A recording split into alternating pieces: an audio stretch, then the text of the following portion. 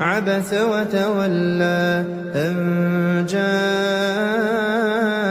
الأعمى وما يدريك لعله يزكى أو يذكر فتنفعه الذكرى أما من استغنى فأنت له تصدى وما عليك ألا يزكى وأما من جاءك يسعى وهو يخشى فأنت عنه تلهى كلا إنها تذكرة فمن شاء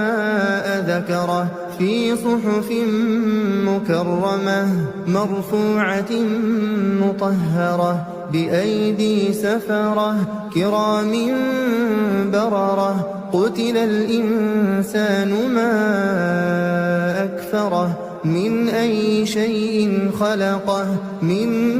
نطفة خلقه فقدره ثم السبيل يسره ثم أماته فأقبره ثم إذا شاء أنشره كلا لما يقض ما أمره فلينظر الإنسان إلى طعامه أنا صببنا الماء صبا ثم شققنا الأرض شقا فأنبتنا فيها حبا وعنبا وقضبا وزيتونا ونخلا وحدائق غلبا وفاكهة وأبا متاعا لكم ولأنعامكم فإذا جاءت الصاخة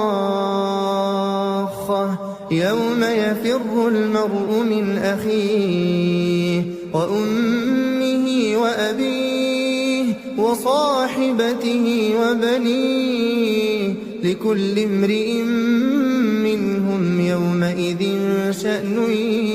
يغنيه وجوه يومئذ مسفرة ضاحكة مستبشرة ووجوه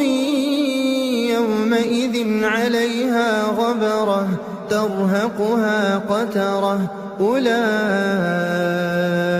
هم الكفرة الفجرة.